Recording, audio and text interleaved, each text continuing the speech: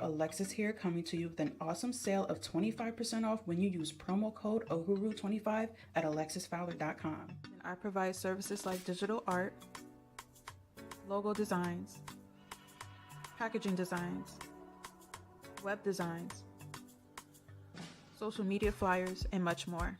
If you're an entrepreneur with a business or a startup company, make sure you take advantage of this opportunity, getting 25% off when you use promo code OHURU25 at alexisfowler.com.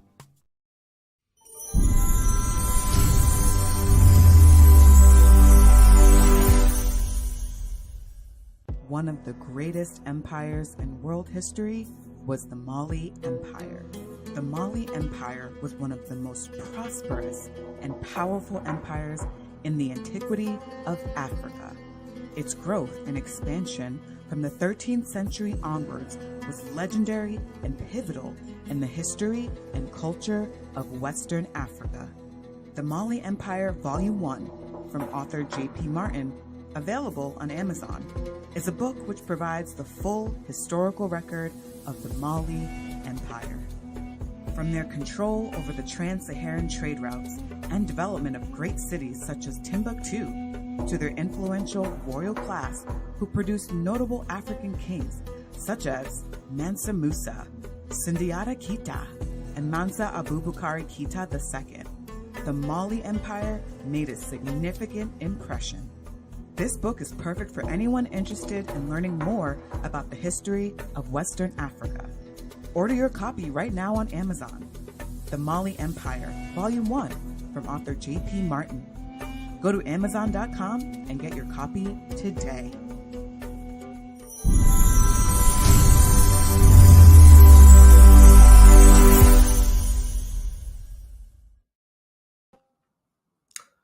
Peace, family. I hope all is well. I hope your Wednesday, my bad. I hope your Wednesday is going well.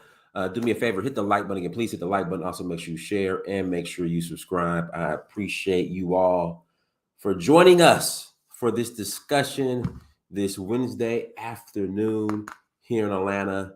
Before we get started, have a couple of announcements. We are rolling to Sierra Leone. November 21st through December 3rd. There we go. Let me spit it out. November 21st through December 3rd, we are rolling to Sierra Leone. Who is this?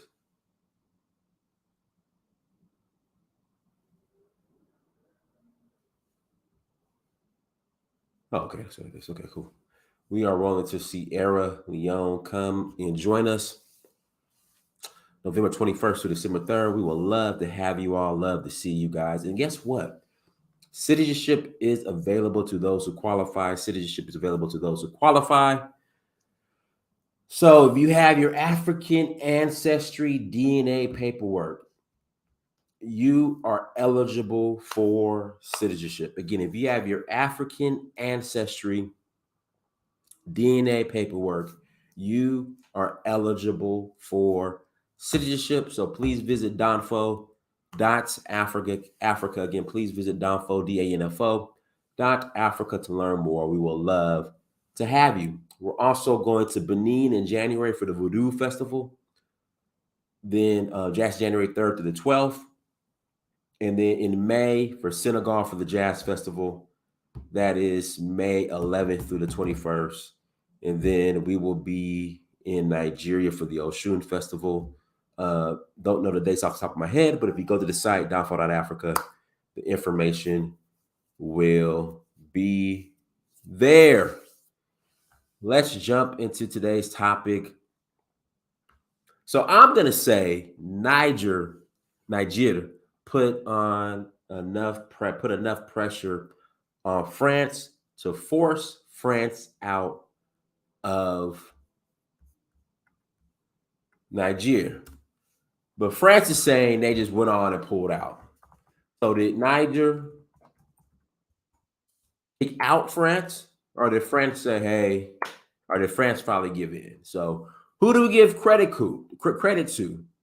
Again, who do we give credit to since France is now out of Niger? And then what's next?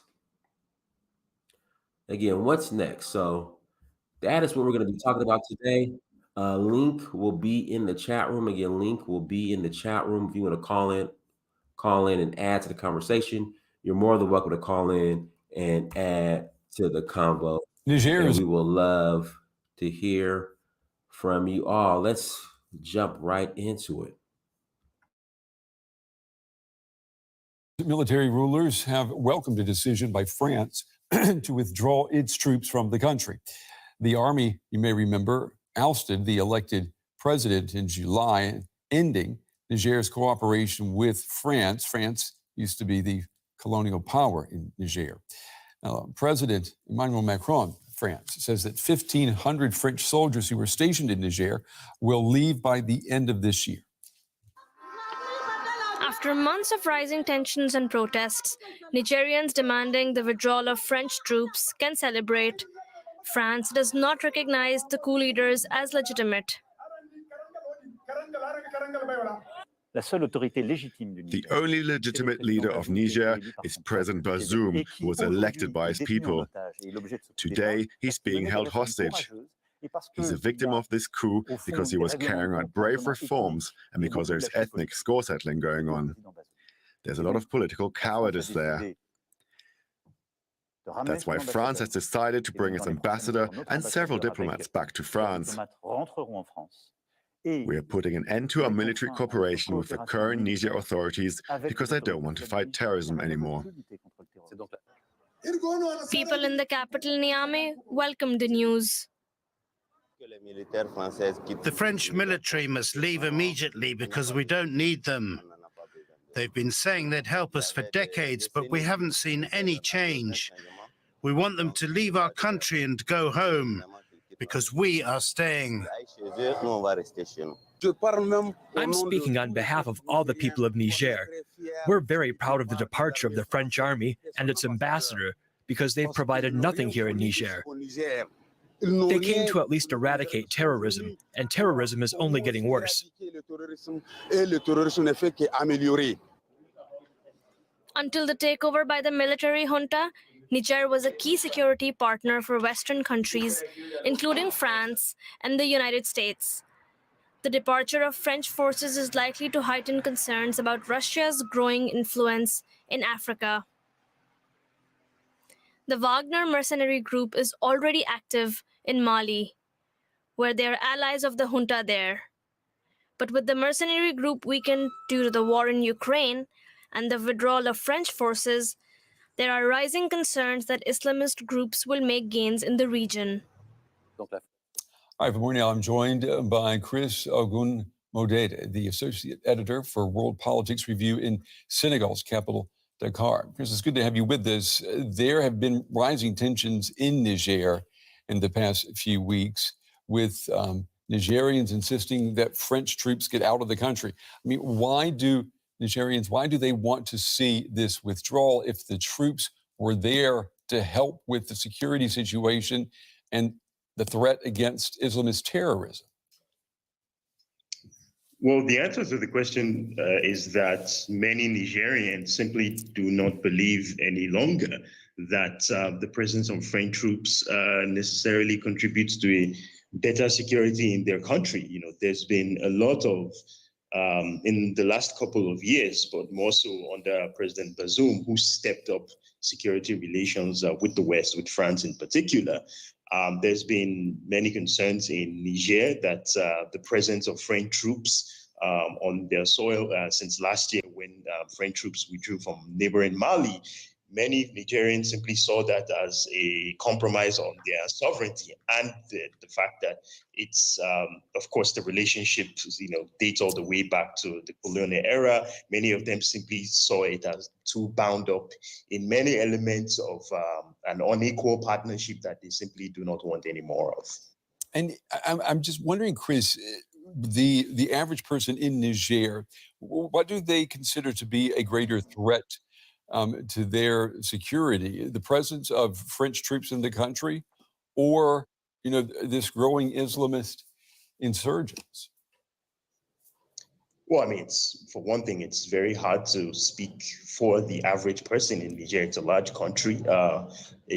People have very many different views, some of which, most of which are nuanced, some of which seem like they're contradictory. But when you understand the politics there, and many would reject the premise of the question and see it really as a false binary, because they would argue that there are a bunch of structural conditions that were created by the colonial legacy between France and Niger that have exposed themselves in the security crisis in Niger and the neighboring region. So for many folks, not just in Niamey, but broadly across the country, they see the two things as linked. So they don't quite see it as an either or proposition of, do you want the French presence or do you want the jihadists? They think the two are very much linked in a variety of ways, some of which, can be contested, but some of which definitely have their, historical underpinnings.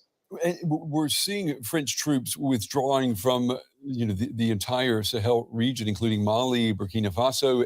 Can we say then that Islamist terrorism will most likely, or at least the threat of it, will increase now with these peacekeeping forces gone? Or does that get back to this binary situation you were describing?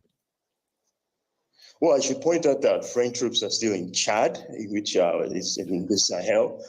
There's no discussion of what will come next there as well. There's no telling what will happen there. But more to the question you're asking, I think for many, not just in Niger but across the region, there is a sense of which they recognize the difficulties that are likely to come up with the departure of French troops, but at the same time, they do point out that with the presence of French troops, the security didn't get better. So at the end of the day, what have they really gained in terms of the partnership with France? And perhaps this is an opportunity for local and regional security and political elites to finally think very deeply, not just about the security situation, but more broadly about building a proper state that can secure lives and bring more prosperity to people.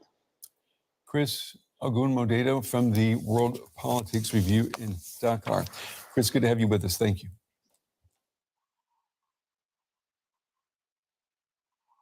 Wilfred, go ahead, brother. Oh, hi. Hi, Dennis. Hi, people. Hi to Niger. Uncle, here. Anyway, I'm not going to stay long because I'm literally learning for an exam that I have tomorrow. It's basically it's 3 in the evening here in Germany, and well, I'm just saying. What's the topic? Actually, I think it was about Niger, right? Yeah, about the fact that about Niger. Yeah, about the fact that Macron eventually. Yeah, they're pulling out. France and they're pulling out. Yeah. Well, it was actually to something to expect, I would say. In French media, even in the French political class, there are many people who said that it was nonsensical to maintain the ambassador, the French ambassador, in spite of the fact that the new government asked him to leave, basically expelled him. But hey, Macron wanted to play the tough guy. He also refused to initially pull out the army. Now, what he basically said and did is that he announced on Sunday that he's going to basically get the French troops out, and the ambassador, I read it today, is back to Paris. So all of this basically for nothing. So now French is humiliated in the region, and the biggest thing that is going to come next is what is going to happen in the region. And as far as I understand, Mali had postponed the presidential election that should happen in February 2024, and the main reason is that the separatists were a group in the north of Mali. Now, all of a sudden, are attacking the positions of the army in the north. And I think that the next big fight is going to be Mali fighting in the north in order to allow the election to happen. And it is important for Niger too, because as you know, Niger, Mali, and Burkina Faso, they signed the so-called Liptako Gourma Charter. Liptako Gourma is actually a historical region where the borders from Mali, Burkina Faso, and Niger come together. And basically, this charter says that the three countries are gonna ally, are making a military alliance, so to speak, and are gonna defend each other. And I think that what's going to happen now is that the UNO forces, the so-called MINUSMA, is going to leave Mali in the end of the year. The French army now is going to leave Niger, at least in the end of the year. And in Burkina, they already left. So what is going to happen now, I think, from January, at least from next year on, is going to be a huge fight against jihadists or terrorists, so to speak, because people are already Muslim in this region. The guy attacking are not really spreading Islam because it's already there. These are terrorists. And again, the separatist groups in the region. I think that's the main thing to look at that is going to happen next. And of course, as the French and Americans already said, you can be sure that these groups are going to now multiply the number of attacks in the region. So basically, that's it. I also like to say something, because in the English-speaking media, it is not something that really transpired, is the fact that, that's my analysis, this Liptako Gourma Charter is extremely important, because but you can't see this in French-speaking mainstream media, but in Pan-Africanist Francophone environments, so to speak, there is a huge willing from the people to eventually, in the long term, create the so-called United States of Africa that Kwame Nkrumah basically wanted to make. And this Liptako Gourma Charter is, I think, the first step towards such a state. And I'm going to take a risk by saying this, but eventually there are going to be other coups. If it's not in the short term, it's going to be eventually in the long run. Which countries? Well, you know, the classical one. I mean, French speaking. I don't think that English speaking to say this about Nigerian, but I don't think that Nigerian brothers and sisters are going to do anything. You guys have a big mouth, but when it comes to do,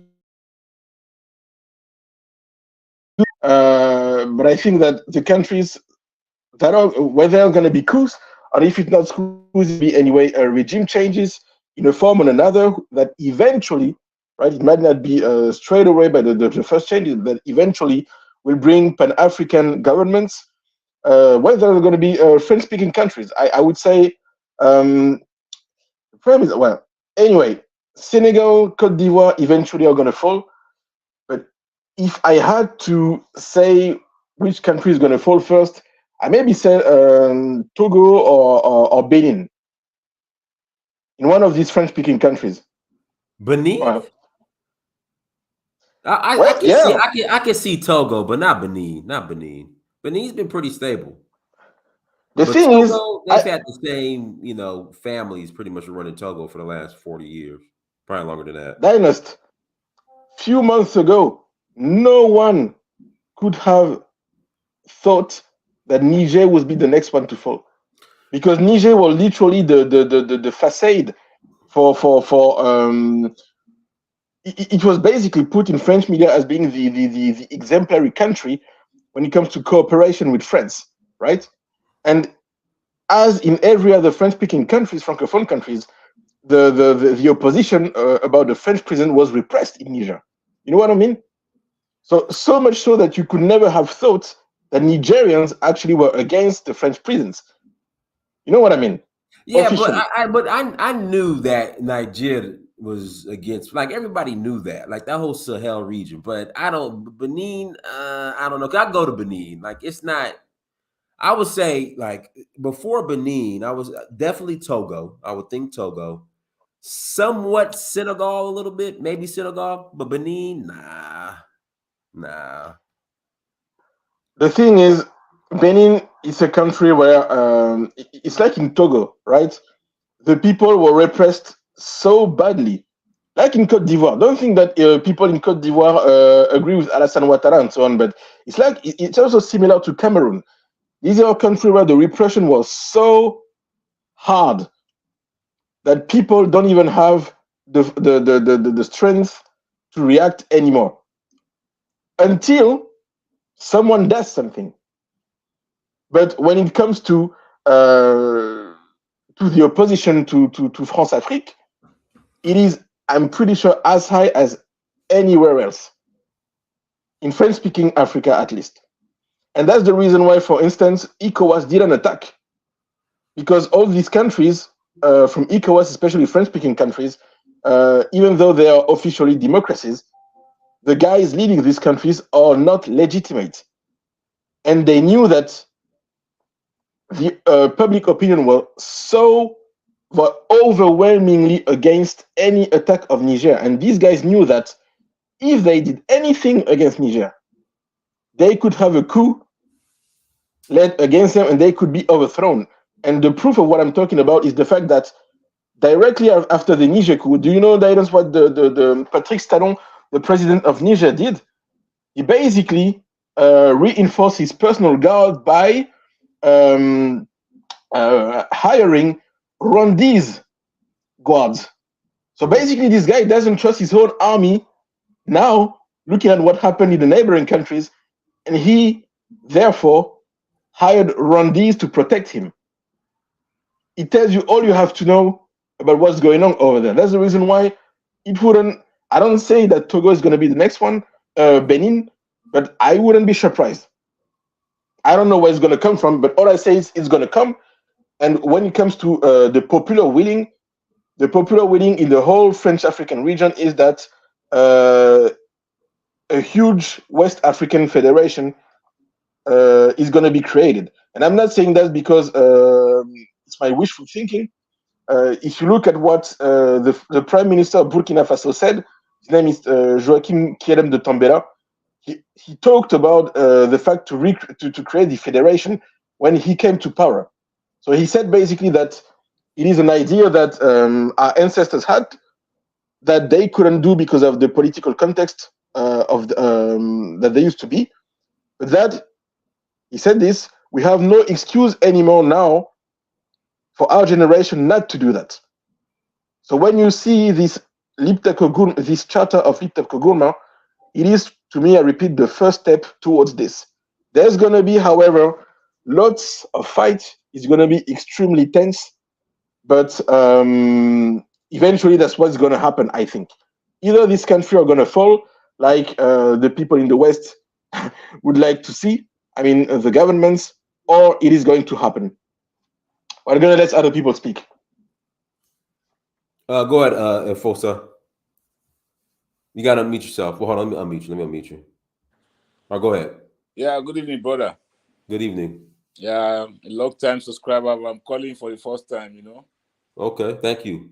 Yeah, so Welcome. it's a delight for me to be a part of this discussion, you know. So what I wanted to ask Brother Wilfred is, I don't know what he really wanted Nigeria to do in this case. I'm just asking. I have no opinion. I'm just asking what he would have wanted Nigeria to do, because I'm in Nigeria myself. I live in Germany, you know. So I would have wanted to know what he would expect Nigeria to do in terms of intervention in this military coup in the West Africa region or sub-region.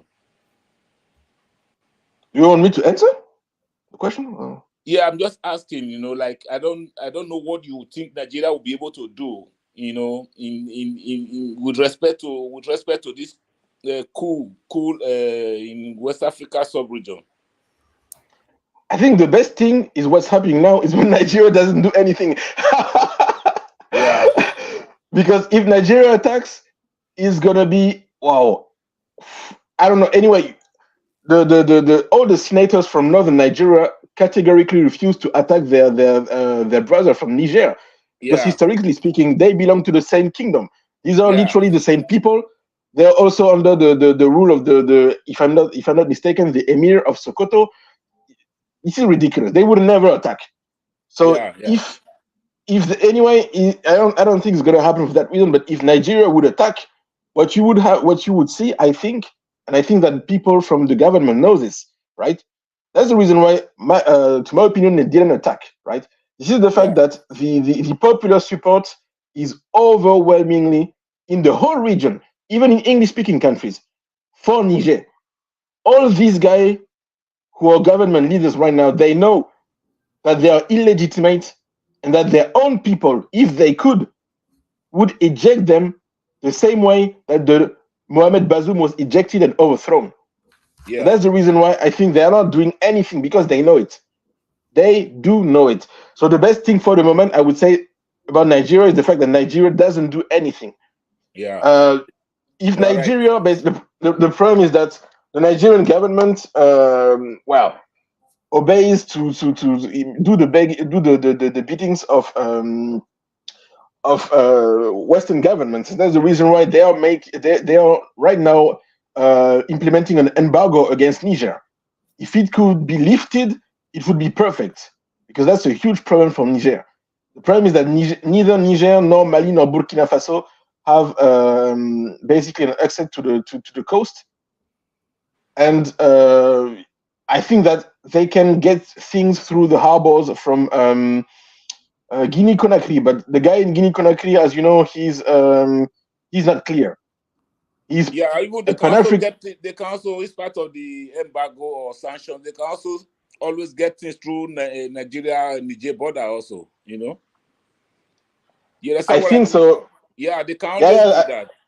You know, but not as much. Nigeria would not want to really punish Niger because we are really too close. Although me, I'm not from that part of I'm not from the northern part of Nigeria. I'm from the what they call South, you know, like Edo State, Benin Kingdom, you know.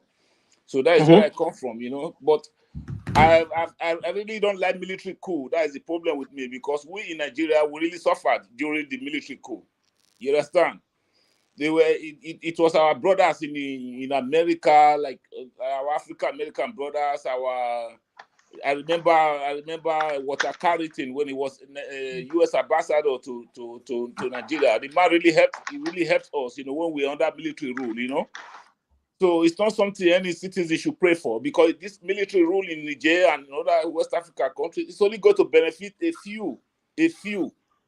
You understand? The people are going to even be poorer for it. I know this because I'm in Nigeria and I lived under military rule for decades. I know what I'm talking about. There is nothing good about military rule. You understand? The problem that I have with this argument is the fact that every country, every region has its own history, right? And French-speaking Africa is writing its own history. Yeah. Niger is not Nigeria, sorry. Yeah. Right? And Mali is not Nigeria. And I'm sorry to have to say this, but when you look at what people, or what Ibrahim Traoré in Burkina Faso or Assimi Goïta are doing in Mali, right? That had nothing to do with what the corrupt Nigerian military used to do in the 80s or 70s. You can't compare the two. Today, it is a totally different time. And that's the reason why I would first give them credit. And the second thing that I wanted to say is that we mustn't forget about the fact that the geopolitical context today is totally different from what it used to be. These countries are plagued with terrorism. They need, well, people think at least over there that they need a strong military regime in order to first take care of this. These are countries that are safe, and that's the priority. That's the reason why, at least that's how people think over there. They think they're going to first have to deal with the insecurity problem and the problem of insurgency and separatism before they can do anything else. So once again, I would say this, we should first let them do what they think they have to do and decide for themselves. But I wouldn't directly say that any military regime is bad and that it should not happen. For instance, Sankara was good for Burkina Faso, That's the reason why he was eliminated. And Jerry Rawlings did good things for Ghana. No matter what you think about this guy, hopefully he was there, right? And he didn't. Jenny Rawlings didn't follow the Nigerian way, right? So that's what I have to say. All right, let's pass to go ahead to Niger.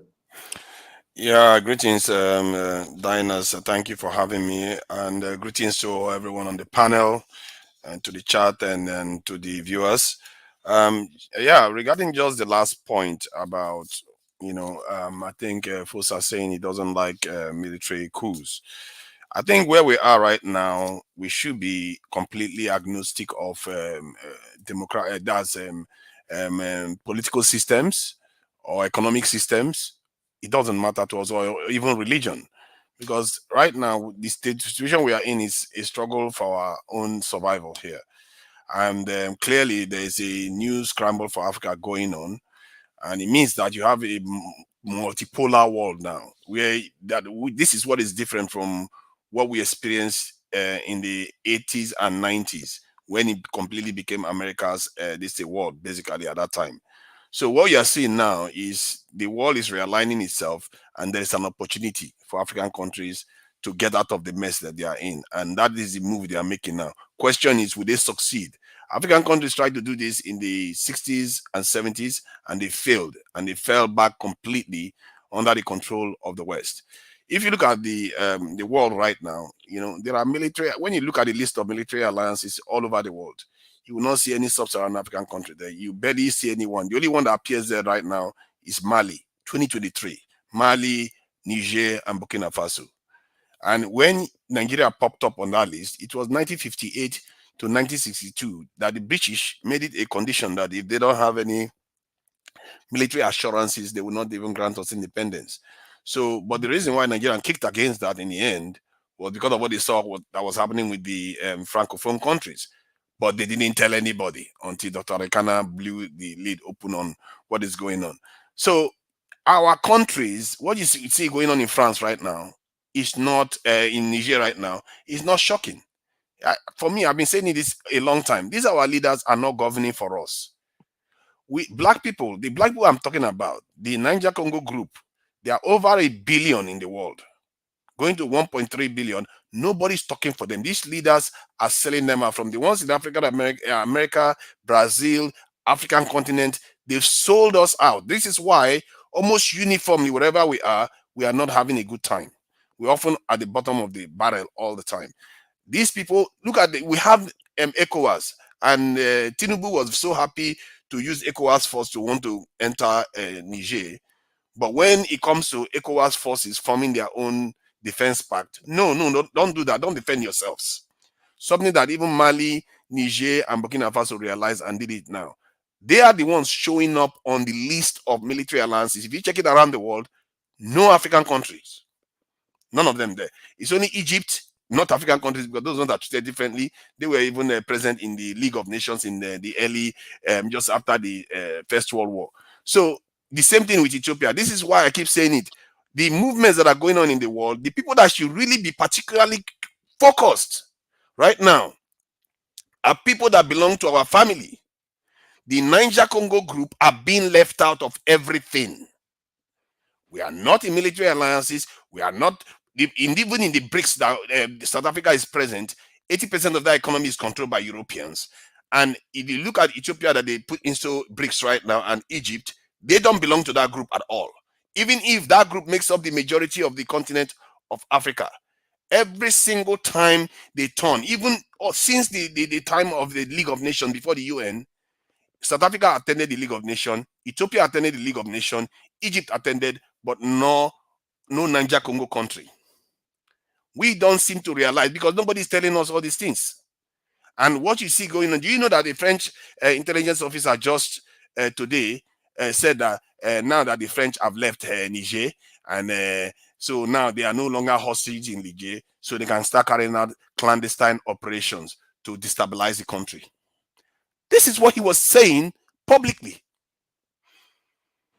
And when people tell them that these people are destabilizing our countries deliberately to use them as a leverage to our leaders too, Right now, Tinubu is in, he left the UN and went to France. And he's not been back for 6 days. Nigerians don't know where he is. And some of his officials are saying that he's negotiating some strategic stuff, which, to be fair, shouldn't be surprising. This is the time for strategic thinking. But what is he doing? He's probably selling us out, instead of actually taking control over from what the French are doing in Africa. He should be demanding that the French leave Africa now, because this is the time we have the influence to do it. Because if they refuse, you can say, fine, okay, we are going to bring the Wagner group in, and we're going to bring all those people in. If you like, come and try our luck and try to fight us. Because these people are invading us. They will say they are just coming to help us. They're actually invading our countries. My brother, sorry to interrupt. I don't see why Nigeria should be supporting a military rule. I'm a Nigerian. I don't see why Nigeria will be supporting a military coup in another West Africa country. It's not. Military rule has never favored Nigeria. Maybe it favors other countries, but military rule has never favored Nigeria. See, it's not about. Yeah. See, I think I understand where you're coming from when you look at the history of military, but it's not about military. You can have a democratic system, you can have a military system. They can all be terrible. If you look at the world right now, it's not one system of government, but yet you have very great governments doing great things for their people. Like the West have their own democracy. China doesn't have democracy, do they? They have a totally different system. Look at how advanced they are becoming. North Korea doesn't have a democracy at all. Look at how advanced they are becoming. They are different shades. Iran has a different system completely. So look at it from the point of view that how are your people doing? Can your people survive into the future based on the system that you people are conducting, running? Our leaders right now, they are not ruling for us. They are ruling for foreigners. That is basically. I have to say something here. Yeah, go ahead. That's the good point from my viewpoint, right? There are here really a differentiation to make between the English-speaking and the French-speaking world. In the English-speaking world, generally speaking, the influence of foreign powers were, so to speak, hidden, right? Even though it's still there, right? The hand of foreign power is still not to be seen. In a French-speaking country, it's been so open, so visible, yeah, so in your face, that it basically led to the reaction, the epidemic reaction that you're seeing. And I can tell you something here, right? You will witness that I told you, I don't want to be that guy, but still, I'm gonna say this. I've been telling you guys in the last shows over the last years that French-speaking Africa would make a revolution, that it would eventually overthrow the whole puppet government that they are, right? And what I can tell you also, when I look at the mindset of the people in French-speaking countries, is the fact that no matter how long it's going to last, 5 or 10 years, or even 15 years, but one thing is sure, the next generation of younger people, it means from 40 years old and under, and even when you look at Niger, older people already, right? They are never, ever gonna let any puppet lead them anymore. What we are witnessing now is the end of this. And the problem that I can see here, as I was saying, there's a huge. That's the reason why I was talking about Nigeria earlier. I don't see this kind of spirit in English-speaking countries. Nigerians and Ghanaians seem to have it easy and to think that they're not concerned by this kind of stuff. And I think it's a good thing, right? The problem that I have is when someone like Tinubu wants to play the big guy and threaten the French-speaking countries, because this guy is basically wanting to prevent the revolutions in French-speaking countries to occur.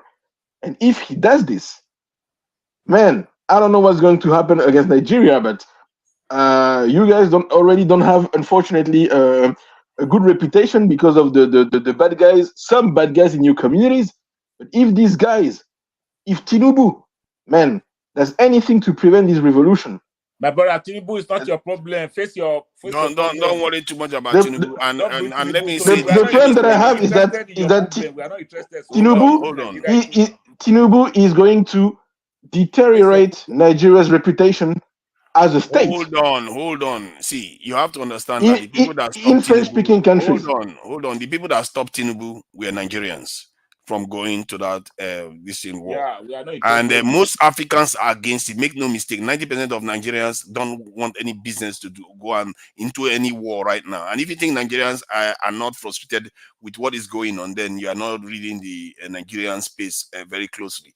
Most Nigerians are beginning to catch on now to the fact that their leaders are not ruling on their behalf. Even Tinubu himself said it at the UN, like that some people are trying to mess our countries up by design and all the rest. So that could be what see, as much as I dislike Tinubu, hold on, let me finish. Let me just finish the point I'm making. Okay, sorry. Yeah, see, go on my this in channel, the second video I made was about the opening window, because I knew this period there's going to be an opportunity for Africans to start extricating themselves, just like in the 60s and 70s, from the control of foreign powers. And this opportunity, the first one that showed up now is with this Niger. And if you look at what Tinubu is doing now in France, I'm not surprised. The day Tinubu arrived or so was the day the French announced that they're going to leave Niger. I don't know whether that is coincidence, but that is interesting that they said they were going to leave Niger. So maybe they are beginning to look for a way to do a halfway house where they will pretend as if they are leaving the continent, but they are not going to leave anyway. Because one thing They're not going to leave the continent. They are not going to leave the continent. They intend to go to the coastal countries. And what I've been hearing on French medias, so that you know, that French and American intend to go to Chad. But the problem in Chad is that it's a French-speaking country where the population already is against the French troops that are already there. They will not accept to have any more of them. And the problem is that I've been hearing even over the last few days that the country that where French troops intend to go would be either Benin or Togo or maybe Nigeria. At least for the American troops. The Americans talked about Nigeria. When you talk about Nigeria, you are not even go there, man. They will not even near Nigeria at all. I hope they won't. Guys, I hope they won't. I'm not for this. Come on, man. I can't believe you are saying that. You are not reading the tea leaves. I tell you this. If the French troops leave, you saw how they leave Mali and they went to Niger Republic, and you saw a rebellion occur there. If they move those troops again to Benin, because the people in Benin were like, why are you bringing this wahala here for us again? Then they're going to be a problem in Benin Republic. Because to Niger, I agree with you on the fact that the people in every French-speaking country are against it. The problem is that you have to look at the type of government that they have. The guys work for France. Patrice Talon, if France tell him to get the troops, he's gonna get them. Same thing for the guy in Togo. Same thing for the guy in Côte d'Ivoire. Same thing for the guy in Senegal. It's not so clear. It's not so clear because even the French are concerned that whenever they move their troops, because it's so open, whenever they move their troops from one country to another, people become conscious of them being there instead of like the way they were doing it before they come in. The problem to Niger is the fact that when you look at the reaction from Emmanuel Macron, it is not logical one. Everything told this guy he should never have led his ambassador there. Our ambassador, because I'm French actually, you know. This guy humiliated the country. Oh, you are French. Oh, I see. Yeah, that's what I mean. And I voted for Macron in 2017, so I'm partially responsible for the presence of this guy, right? And just to tell you, there are not only in French media, right? There are politicians and even diplomats. They said in off that it was a disastrous decision to do so, right? It was never done in any in the history of diplomacy, but still he did that because he despises black people. That's why. So if a guy reacts like this against any kind of logic, do you really think he's going to care about the fact that people in Benin, in Togo, in Chad don't want more French troops over there? He doesn't care. I think he's going to care if he fears that could lead to even a bigger domino effect occurring in that I area. hope you're right. I hope you're right. But man, when it comes to Macron, one other thing they are saying now is that because of the presence of technology now, they can afford to be away. In a more distant locations. And what they basically are saying in those type of discussion is that their control over the continent is still there. We as a people are the least defended people. I don't know what is wrong with our people. Even look at Traoré now in Burkina Faso and Mali. What have they done to fully take control of their country? They are still there relying on Wagner Group instead of them to start militarizing their country and strengthening their security and everything by themselves. You are busy relying on foreigners to do it for you. As if it's like, what do we do? It's like we hire people to take care of us. Why do we do that? I have to object when it comes to this. What they're doing is not, they don't let the Russians do that. In order, you have to look at something.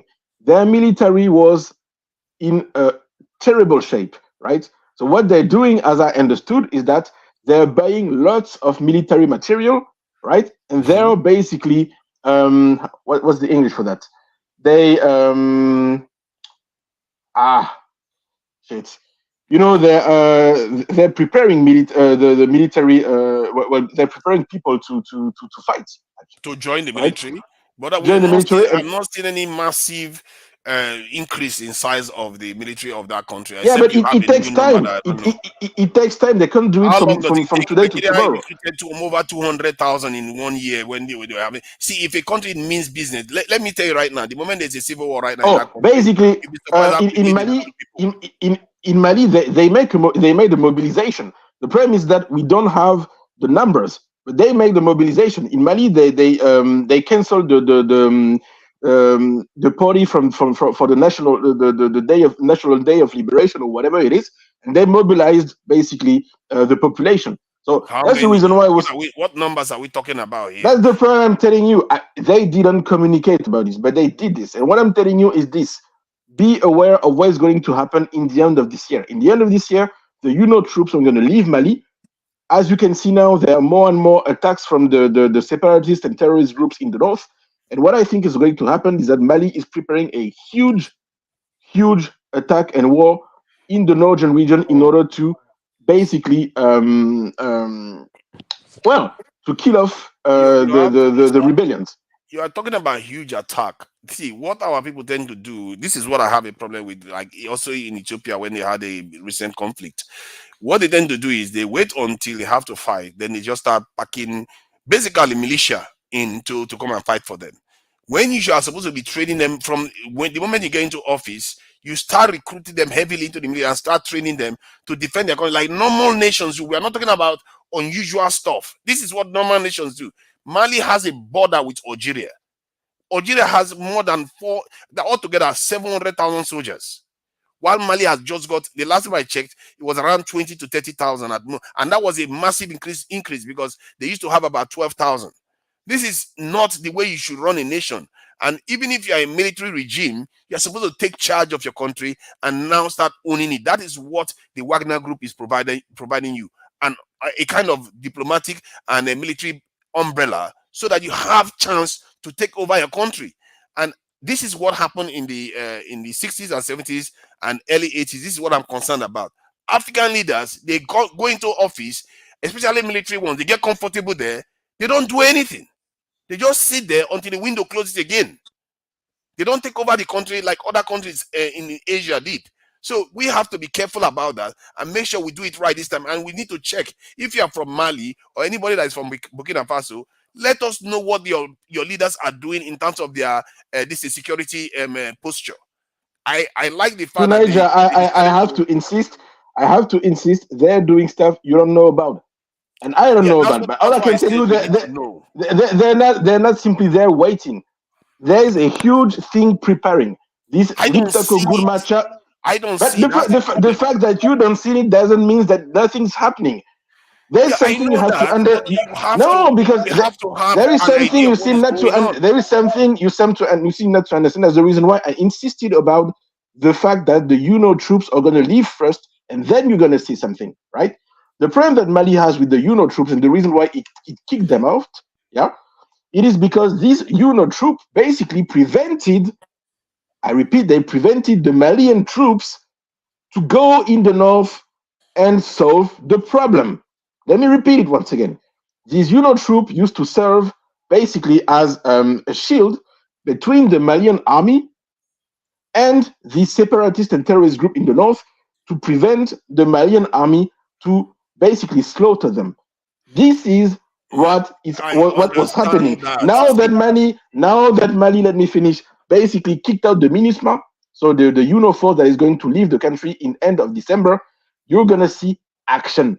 This is not something that comes from me. This is something that comes from analysts coming from the that I saw on the French channel, and also there are clear indication about it in the way that the Malian government is communicating. That's why I was telling you that the fact that you didn't see anything yet doesn't absolutely mean that nothing is happening. They're taking material from Russians. I even heard and saw and read that they've been buying lots of military material from China. You're gonna see things from next year on. And this is also the reason why they basically postponed the presidential election that was supposed to take place in February. They postponed it later. Let me finish. They postponed it later because they know that they're gonna have to reconquer the northern region of Mali before they can do anything else. You want military stuff? You're gonna see it. Seriously, you see, what you are doing there is that you are missing what Efosa said earlier on. The pattern seems to be repeating itself, where they just postpone elections. They keep postponing. You know how many times Babangida postponed elections that he didn't, in the end, he destroyed the country in the process of doing that. When he's supposed to transition into civilian regime, that's what Egyptian leader did. He came into office as a military guy, transitioned into civilian. Even if he won the election by 97.7%, he didn't care. He still remained a leader, and he look at what the country is at today. You can transition, you can do whatever you need to do. You have to take charge of that country. Egypt, with half the population of Nigeria, has 1.3 million soldiers. If you look at all North African countries, if you put North African countries that are just 5 together, their military, their soldiers is outnumber the entire West Africa, that outpopulate them and outsize them to about, I think, 5 to 1 or so. That is how prepared they are. So this is what I'm talking about. I'm not talking about individual. I like what they are doing. They are trying to remove the French influence over this in the continent. But what are they doing with it? Are they taking charge? I don't see that, because if you look at like let's say when Iran, North Korea, China, all those countries, when they took control of their countries, you will see it very quickly. This in Lin Kuan Yew, when he came into office, within a month, you will see that they are revolutionizing the way they are the country is being run. Niger, the problem that I have with what you're saying is that you're talking as if they didn't do nothing. You do not realize, man, how much of a change there used to be over there. You're talking as if these guys didn't do anything. These countries were literally, when the French troops were there, they were telling the Malian troops what to do. Malians were subordinate. The Malians stopped all of this, took back the whole military bases, and as we speak now they're taking all the bases of the MINUSMA again, even in northern Mali. They've been. Let me give you another example. And the second thing I'd like to say once again, you can't expect them to do in 1 year. We have to dialogue here. To and fro. Look at Central African Republic. Ola, I'm going to let you go next. Look at Central African Republic. They have the French, they have the Russian troops there in Central African Republic for a long time now. But the country still remain in a dire strait. This is what I'm talking about. These people, Central African Republic is not Mali. It's not Burkina Faso. Yeah, don't talk about Central African Republic. If you talk about Central African Republic, I agree with you. I agree with you about Central African Republic, not about Mali. Your problem is that you are saying stuff without proof. You don't have any proof of what you are saying. That's my problem with the entire premise. You can't just say they are doing all these things when there is no proof of it. To Niger, the problem is not that it is not that I don't have proof. The problem is that there are so much proof in French media that I can't bring them all here. It's just a talk. That's the problem I was talking about. When I'm talking stuff, Hold on. Brother, there are so much of them. But if no, I'm gonna say it. If you want to I don't know if she does anything in English. But there is, for instance, an expert about Mali. Her name is Nyagale Bagayoko. right? Nyagali Nigeria. Bagayoko, for those who want to Yeah, look let's for it. allow She Kidola. speaks Let's allow Kidola. extensively We about have no Mali point in and about this. the stuff I'm talking about. Please Hold don't on, say this. this African leaders, you people talk too much. This African leader also stay in power too much. You understand? We all have the bad. There's a problem wrong with the black man. That's just the truth. The black man will come say, "I'll come to fix something," because as they come there, they just line their pocket up. African leaders are evil human beings. Which of them have any good thing to do for their own country? They will carry the money, go and buy mansions in London, in America, in Paris. Look at Gabon man. As able to make noise for him for what? Look at his country, look at his people. Wretched, savages, dusty people. Enforcer, you say you're from somewhere there. Yeah, Military regime Nigeria is the best regime ever in Nigeria in terms of security and everything. What do you mean by military regime? Military regime is one of the worst one in Nigeria. It's one of the best. When the army was ruling, there's nothing like kidnapping. You lose your freedom. Forget your freedom. Lose your humanity. Which freedom do you have? Freedom to be poor. Hold on. Are you not from Oredo? Your local government chairmen are building mansions as of 5-6 years ago. Which freedom do you have? What are they providing for you? Were you there? Were you there when Joseph Wires and those criminals were stealing the money where they cannot pay salary? Were you not in Benin? I go and ask your senior bros in Benin. If they cook in Benin, you live in this face your house. If you're not in that kitchen, somebody will come and steal your food. Because everybody was hungry. What did you that brought to Buhari? What did you that brought to Buhari? They were not paying no salary. These people were printing money with machines on their own. Marudu could run with the money to England. The same thing that is going on now, that what happened then. The same thing, you also see Nigeria very soon now, at least 6-7 months from Nigeria government will not be able to pay salary. What happened during that? Even this one will take too long. This will take almost 20-something years. You know, because they all don't have the interest of Nigeria or any there where they are ruling in their mind. This Nigeria now, these guys that just came in now, don't be surprised. By the time they started saying the millions and billions now, they will start planning how to go and buy mansions also in France. These are all just game. Before you know now, French will soon come with broccoli of mansions in close to Elysee Palace. These guys will be running to go and buy these houses there, driving Ferrari, driving Bugatti, driving all kind of. This is how black man think.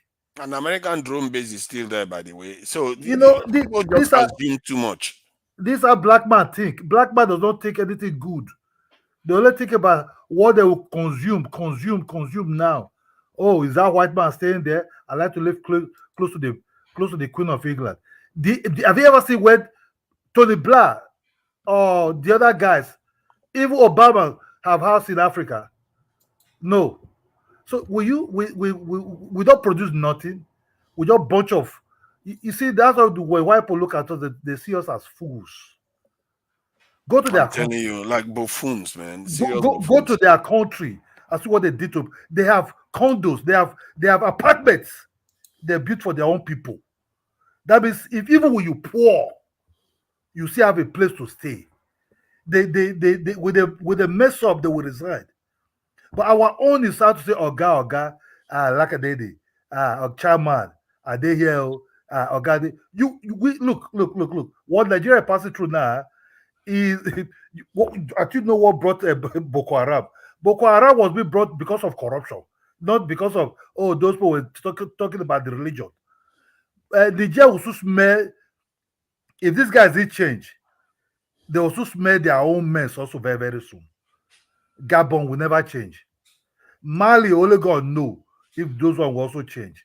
So we that are so-called sub-Saharan Africans or whatever they want to call us, we are like something less. You see, the European man know how to hold our broadcast.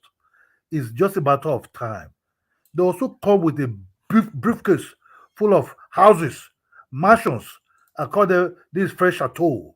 This chateau for this, chateau for that. All of them are corrupt. All of them are only God. That's why we save Nigeria. So go ask your people.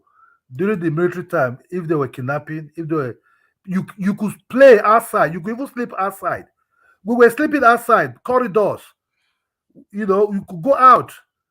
Guys were coming from America, coming to our university to play.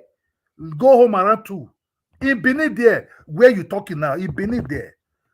What, since Ogbomoja did something in Benin, what have any other governor done in Benin? No, they're changing roof. Say it's changing roof. Ogbomoja created all this road. Everything you see in Benin City is being done by Ogbomoja. Not by no civil government. Ali just came and give free education and other things. But also his own regime was also very corrupt. So when you start saying, oh, you people suffer during the military regime, you did suffer because you were having security. Your father was being paid salary every month. Every damn month. Now, ask for salary.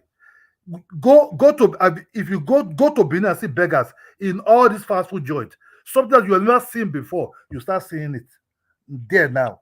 Go and buy some of this food now. It's just a guy there, a guy there, they go to that children, even women of 75 years old are now beggars. See, in all the villages of Edo State, during that period, this is why we need to learn more about geopolitics and start seeing things on a macro level. I say this because it's actually more consequential to whatever we are doing. It's like, can you imagine cleaning up your house, not realizing that you are living in the town's refuse dump? What is the use of that house saving you from health hazard? You can clean the house all you want. The whole property is inside a dump. This is what we have to see, the bigger picture of what is going on with us. During that period you are referring to, those are the times when Nigeria should have broken out of the control of the West. The Vietnamese, the Singapore, all of them, North Korea, all of them were breaking out of their control. India, China, all of them. They used to borrow money from us even. Now look at where we are. Our people, just because we didn't fight them when they gave us independence, and many of our leaders, they have it in documents that our leaders were so Anglophile, it's ridiculous. They didn't even have to bother too much. In other words, they were too in love with their colonizers. So they didn't have to do much with them. It's not like they fought a war with them to gain independence. So that is why we never really try to break away completely from them. While the other countries, from Vietnam, North Korea, South Korea, Japan was nuked twice. Look at them today.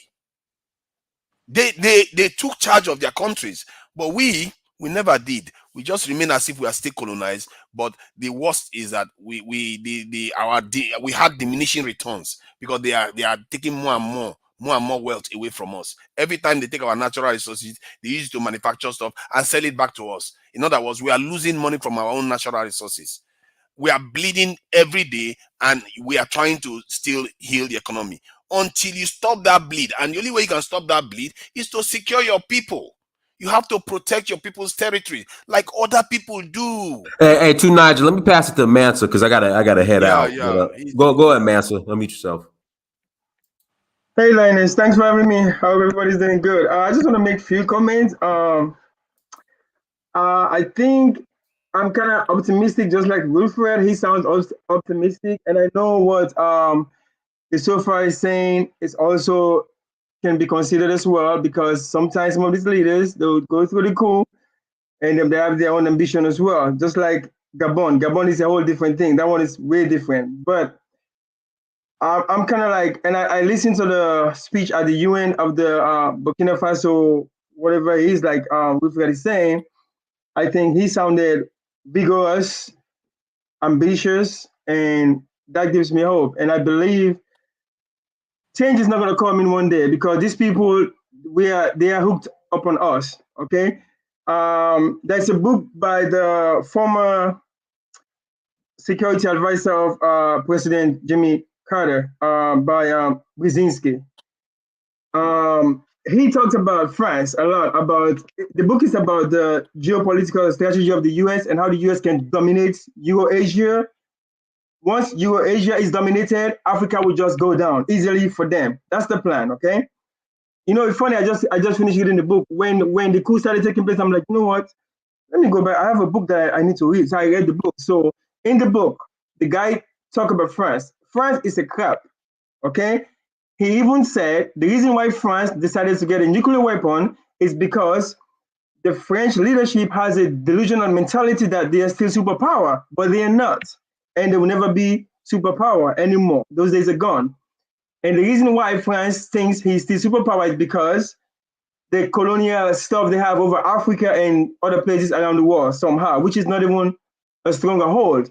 If those countries push back, France will go backward big time.